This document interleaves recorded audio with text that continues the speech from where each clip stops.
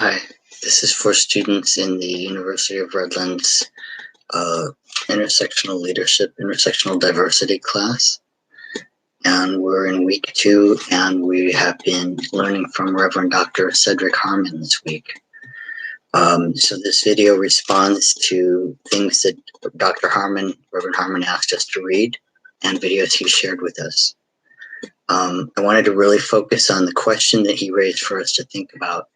What is the role of an LGBTQ leader in addressing the impacts and experiences of living as a twice alienated LGBTQ person of color?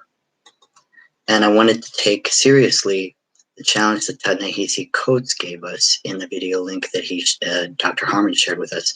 If we face the America that elected Trump president and refuses to impeach him as realistically as Coates did, with little hope of positive change, at least through political means at this time, and taking America's racist seriously, enduring racist history and present seriously, what is the role of an LGBTQ leader then in anti-racism?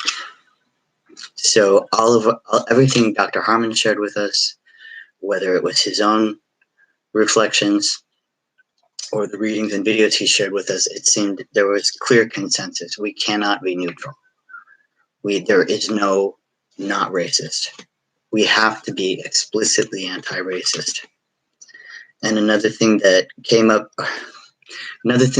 in what he shared, and I want to think about what Dr. Morgan shared with us in her TED Talk. Megan Ming Francis in her TED Talk that he shared with us, that she also pointed to both Harmon and Francis, and also of course Kendi, in How to Be an Anti-Racist. They all pointed to the roots of any liberation movement, including queer liberation movements, in the effectiveness of the civil rights movement, going back not just to the one that's romanticized by white people in the 60s, which is also important and effective, but deeply rooted in the early 20th century work of the father of sociology, but W.E.B. Du Bois, and many other the founders of the NAACP, and then going on through the 50s and 60s into the work that was led also by trans women of color, the Stonewall riots and the early queer liberation movements. So we saw consensus there that any work we're doing now needs to be rooted in or recognize its roots in work that's already been done very effectively, and continue to carry forward the work that has been done so well.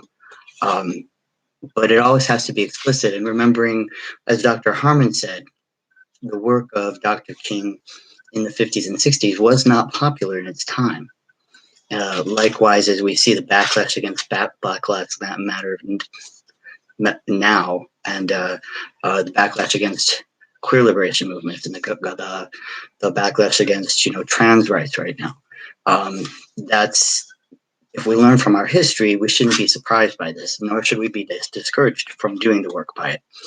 But getting to the heart of what Dr. Harmon said, and that Dr. Francis also shared, education alone, and a lot of you mentioned education last week as something that's important, and certainly everybody agreed with that shared with us this week, that mentored us this week in this area.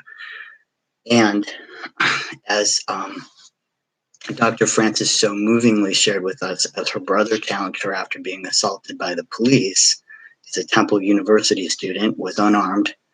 How can your books help me? Your classes, your books can't help me in this situation, right? So education, it's important, but it's not the only work we have to do as anti-racists, right? That was a very powerful message we got from this week. So doing the work, one of the things I heard Dr. Harmon really lift out to us was to look at that lens of comparing and contrasting people. Whenever we use a lens of superior and inferior, he pointed out this is a false dichotomy, and I think probably most of us in this class I feel safe to say we would agree with that that's a false dichotomy, that there aren't superior people and inferior people, right? But that lens kind of underlies a lot of discussion and assumptions and policy making. And he's saying we need to make it explicit when we encounter it. We need to call it out. Yes, we need to challenge it through political systems and through education, but we also need to challenge it like the way the story about the grocery store in Joyce DeGruy's video. We need to challenge it in those everyday moments too. And that's kind of what I was trying to say last week. I don't know how that came across, but it's I think of the work of W.E.B. Du Bois and Booker T. Washington, at the beginning of the 20th century, and how they were often pitted against each other in the same way that later Malcolm X and Dr. King would be pitted against each other, right, by white academics and white progressives or social leaders or whatever. So it's a false dichotomy, right? We need racism is such a pernicious problem, to use Dr. Harmon's word for it. We have to attack it from every angle at the same time, right? And so one of the things I really loved in the Kendi book, and I think I mentioned in my text-based post, was his work on anti-racist queerness, or anti-queer anti-race, no, not anti-queer anti-racism. He put it together, right? He's like gendered anti-racism. No, I'm blanking on it now. But to look at the intersections of anti-blackness and anti-queerness, and that we have to challenge them together when we encounter them. And okay, I really bungled that, right? But I know you know what I'm talking about, because you did the reading and you saw the videos and you've been talking about it in your own discussions. So we want to disrupt that false dichotomy. And I just wanted to get to the heart of what I'm trying to say from my own self. Now, some of you have been, including our other professor, Amy, sharing from your heart, from your lived experience. So there's just I want to end really briefly that I don't want to dwell on my lived experience, especially as a white person on this topic, but I do want to say that some things that have been shared with me that I've found very, very valuable. And I was actually looking for citations on this, and I've been told these things so many times by my colleagues and friends that I couldn't find a single just one citation that stood out. It seems like this is just a running current in my life, in working in community, in intersectional spaces. But the first one that's been told to me many times is, if you really want to help as a person who has white privilege, and Degree kind of gave this example in that grocery store example, right? Be the first, always be the first. And I've tried to, not just tried to, that's been a guiding light ever since I was taught that. Be the first to speak out. And you notice that when Degree told that story about her cousin who looks white and is perceived to be white, speaking out on her behalf, that the whole tone of all the other white people in the grocery store seemed to also change, right? And so it turns out when you're the first one to use your privilege to speak up, often it comes about that you come to find that a lot of people also are feeling anti-racist, but the way it's been explained to me, as I've talked about it socially with a lot of different people, is white people are often acculturated to be polite and civil. And this is a way that, as Dr. Harmon was talking about it, this is kind of a way that we stay in neutrality and we pretend we're not racist, or we maybe tell ourselves we're not racist. But if we're not being actively anti-racist, we are being racist. That may be an uncomfortable, inconvenient truth, but that's the way it is. We need to speak out every time. One way that, as a trans person, I've really experienced this, and I've been so grateful to the Black Lives Matter movement for teaching me this, is, I'm sorry for my lighting here. Sorry. Anyway, what was I saying? As a trans person, yeah. So now I have male privilege. I pass as male, which has really confounded me, and I marvel at it. It's not something I expected. But I work in an all-women's facility, and most of my colleagues are women. And there are times that the people I work with and for I very clearly see, especially because for 47 years I experienced being on the receiving end of misogyny. I recognize it when I see it.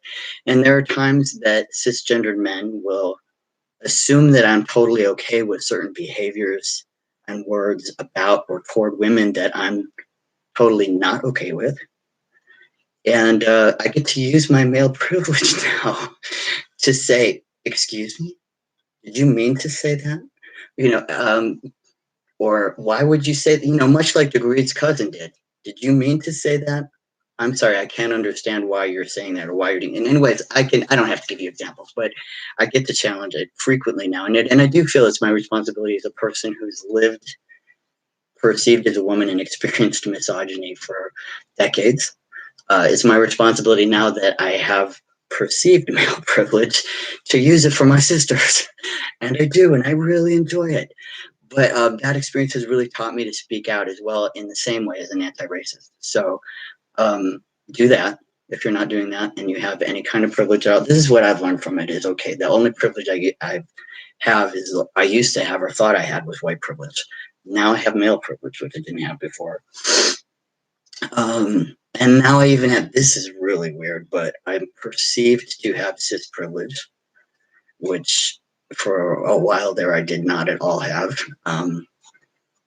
Uh, Sometimes I'm even perceived to have straight privilege. So privilege, you know, is in the eye of the beholder. Whatever people attribute to you, that's your unearned ease in a social space.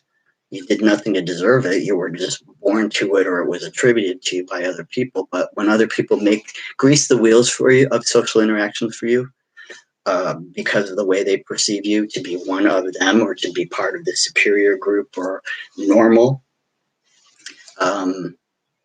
that's your privilege, right? And so we can use that to be the first to speak up when somebody else is being disprivileged or looked at through an inferior lens that, as Dr. Harmon explained, is pernicious and irrational. Oh, and the last one I wanted to share with you, I went off a little longer on that in lived experience than I meant to, but the last thing I wanted to share with you was another thing that folks that I've lived with and worked with were generous enough to call out and teach me, which was, we don't do that here. And I know there's a meme of it. When I Googled it, I couldn't find the article again. It was by these things I'm sharing with you. They came from African-American teachers, scholars, activists, but I can't find the original sources. But you've seen the meme, I'm sure. So just know that there's scholarship behind that meme, and there's lived experience of people working in, people of color working, queer people of color working in nonprofits behind that meme from the Black Panthers, which is a wonderful, you know, I don't have to tell you. So what was I going to say? We don't do that here. I guess I don't have to explain that to you, do I? But we adopted that at Trans Lifeline, the peer support Canada, U.S. and Canada suicide hotline by and for trans people that I helped to co-launch and work at for several years while we were getting that launched and on its feet. We don't do that here was a way that we taught anti-racism to our staff and volunteers. And even with our callers, we modeled it because it was a peer support line, so we could. So we don't do that here in the trans community. Is also very important. You know, we don't, not only, you know, we don't impose the binary on each other, but we challenge racism within the trans community and the queer community. It's something, this work, as Dr. Harmon said, it's work we have to do explicitly. So I've said more than enough. I went on longer than I meant to. I love working with you. Thank you for everything you've been sharing, and I look forward to working with you more in week 3.